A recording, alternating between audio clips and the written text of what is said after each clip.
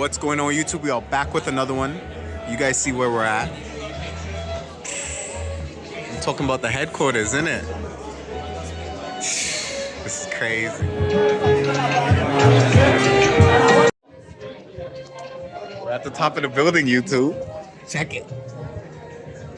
And honestly, there's a bunch of networking for me to do right there. And I'm honestly moving so nervous today. But they got spring rolls. Empowering Black tech founders. This is the second year in a row that I have the honor of working with BKR Capital and partnering. Again, thank you for joining us on this. She's Toronto-based, so she's part of the home team here. Thanks, Phil. So whenever I do speaking like this, I always start with one thing. Who in the room here is a founder? Raise your hand. Don't be shy.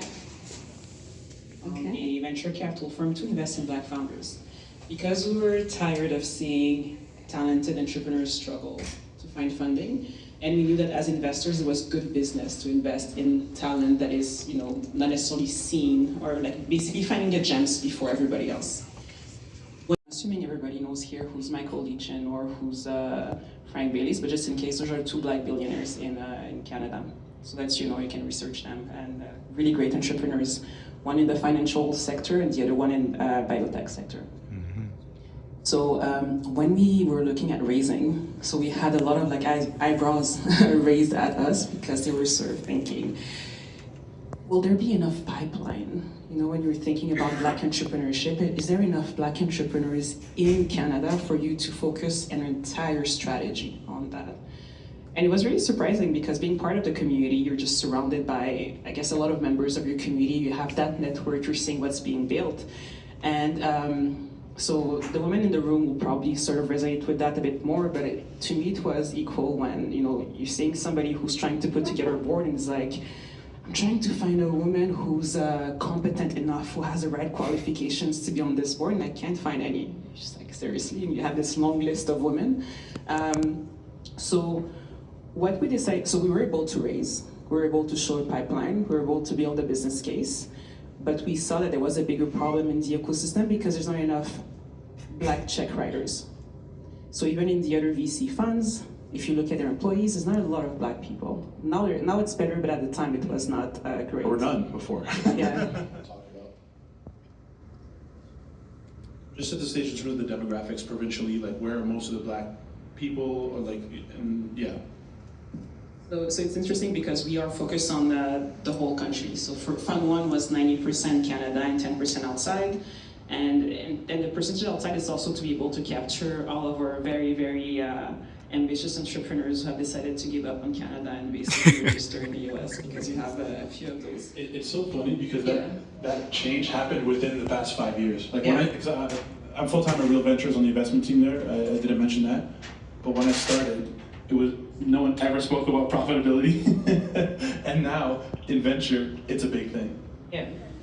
But it's also because you know that you won't be able to support your founder in raising their next round, potentially, right? So you don't want to invest in a company that will not be able to raise, that will close doors.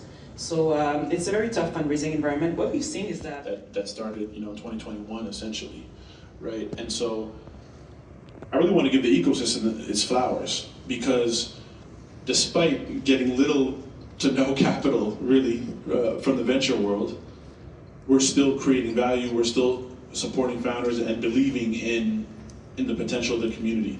And I do think it's going to materialize, but we are doing the work.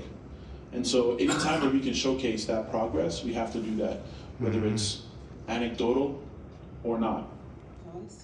And the amount of investment capital led or managed by BIPOC professionals. So it means Black professionals. So it'd be nice to, see what the answer is from the panel, because it seems like this is a question that everyone is asking. If there's more people in the ecosystem writing check, that they're doing it with the utmost amount of credibility. It's super sad because I find that, if a Black person is successful, there won't be any generalization around Black people, but if we mess up, it's gonna be all of us is bearing that burden. Yeah, and people who raise funds are either typically along two lines. either they've been an entrepreneur and been successful and know how to recognize success, and therefore people trust them with their money, back to the trust, or they sort of worked in business, have worked at venture firms, understand how things work, and sort of go up the ranks in the venture world. Venture capital firms are small outfits that manage a lot of money.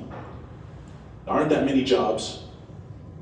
And so, sure, there's the top-down perspective of, okay, why aren't there enough black fund managers, but why aren't there enough black associates and junior members as well? And I think that's equally important, because those are the people who, I mean, I'm so privileged to be able to see really what goes on in the venture space, in early stage startups, and get to understand it. Knowing what I know now, I'm like, how do you raise a fund if you haven't done this before? Or if you haven't had that level of insight? And that's the same questions, I think, which is a legitimate question from an LP side, right? So it's a really tough question to answer. And I think we have to look at it from how are we nurturing talent that's entering the venture space at a young age and getting their reps in and understanding what's going on?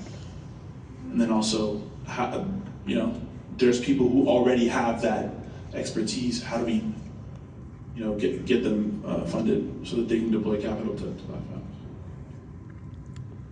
We're gonna wrap it at this. I think we had a question here. There's a lot of questions.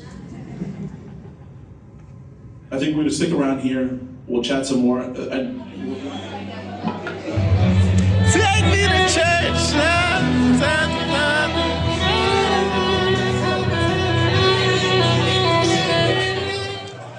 Go do the unboxing here with the designer himself. You know what I'm saying? So this is the feature right here.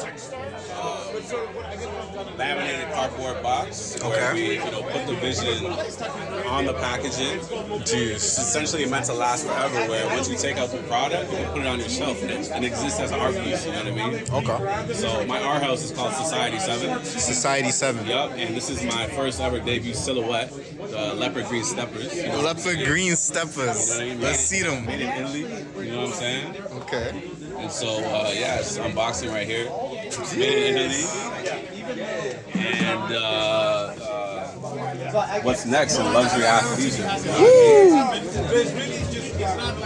Whoa. You know what I'm saying? Trying to compete with Nike, Yeezy. Yeah, you're onto something with these, bro. You know what I'm saying? I read it. So this is what the culture needs right here, And of course, I'm gonna say this, but if you put this on, it's the most comfortable shoe you ever feel. You see "Made in Italy" in there. Yeah. I don't know if you can see it. Yeah, I can see it. You know what I'm saying? That's hard. And man, I haven't dropped them yet, but they're coming soon. Yeah, you already know. You already know.